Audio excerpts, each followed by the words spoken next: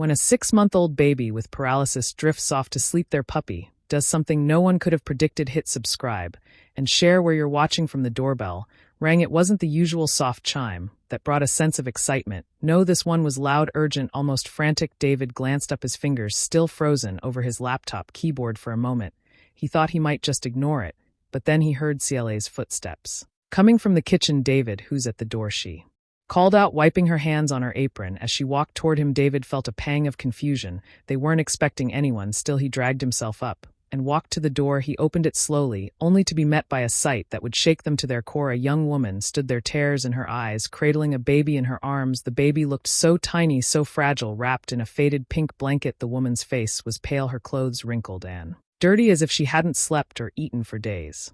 But it was her eyes, those desperate eyes, that caught David off guard. "Please, I can't care for him anymore," the woman sobbed.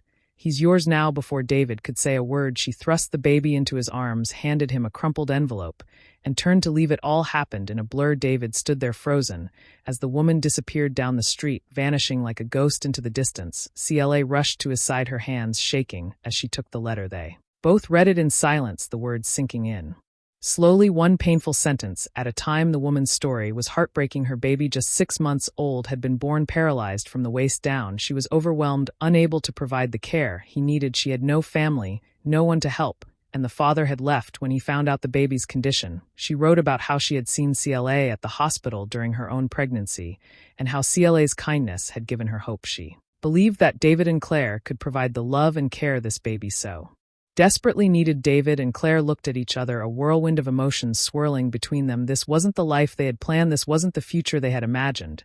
But in that moment, they knew something. They couldn't turn away from this baby. They couldn't let him face the world alone. With a deep breath, Claire took the baby into her arms.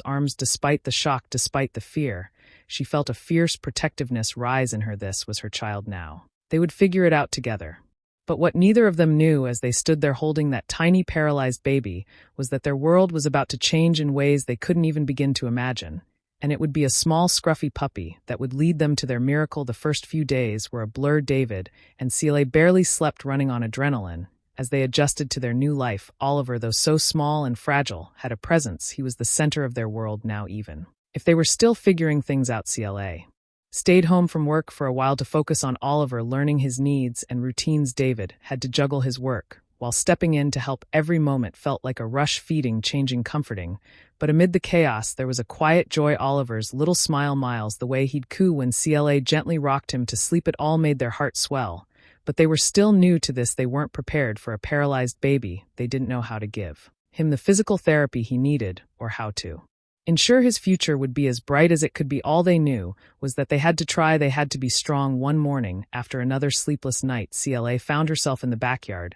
She had just put Oliver down for a nap and was looking for a moment to breathe, to catch her thoughts. It was then she heard a soft whimper. Turning around, she saw it, a small puppy, its fur matted and dirty, shivering at the edge of the yard. Her heart went out to it. Without a second thought, Cela scooped the puppy up, carrying it inside to warm it up. David was surprised when he saw her walk through the door, holding the puppy. "What's this?" he asked, his brows furrowed with concern. They already had their hands full with Oliver, and he wasn't sure they could handle another responsibility. But Cela's determination was unshakable. "He's lost, David. We can't just leave him out there." Reluctantly, David agreed, and they took the puppy to the vet. The vet confirmed what they feared. The puppy was likely abandoned. It had no tags, no identification, and no signs of being cared for. But after a quick checkup, they found that the puppy was healthy except for a minor illness. The vet gave them some medicine and a few instructions. Charlie, named after the little puppy, didn't warm up to David as quickly as he did to Claire. The puppy was scared, wary of everyone around him. He seemed to trust Claire right away. But whenever David came close, Charlie would retreat, growling softly under his breath. At first it seemed like a problem. How could they add another creature to their already chaotic home? But Claire was insistent. "He needs us, David, just like Oliver does." Days passed, and Charlie's behavior didn't improve. He'd follow Cela around, but when Oliver was nearby, the puppy would act out, barking and whining like he was anxious or afraid. Cela spent extra time reassuring him, but even she had to admit it wasn't easy. They couldn't risk Charlie getting too close to Oliver in case he became too agitated. Then one morning, David took Charlie for a walk. He had hoped that some time away from the house might calm the puppy. But what happened next was unexpected. As they walked along the street, Charlie began to relax, his anxious energy slowly fading. David noticed the change, and for the first time felt a connection with the puppy. It wasn't much, but there was a bond forming. The walk gave David a chance to clear his head, and as he returned to the house, he felt different, more hopeful, less overwhelmed. Over the next few weeks, Charlie's behavior started to change.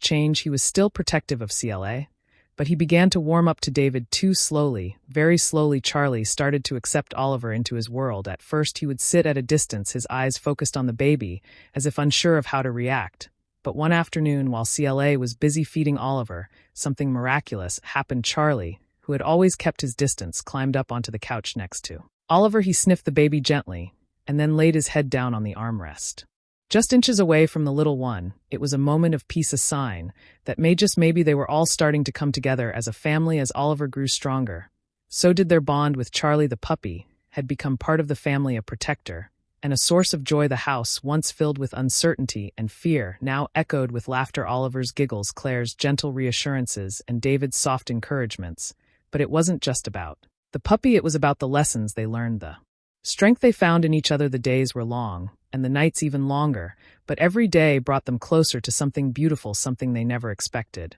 And then the miracle came. One evening, after another routine checkup, Claire noticed something odd. Oliver's legs, they were moving. At first it was small, just a twitch, barely noticeable, but it was there. Her heart skipped a beat. She quickly called David into the room, her hands trembling with excitement. David, look, he's moving. David rushed over, his eyes wide in disbelief. He knelt down beside CLA, watching as Oliver's legs twitched again, then shifted just slightly. They had been told it was possible, but to see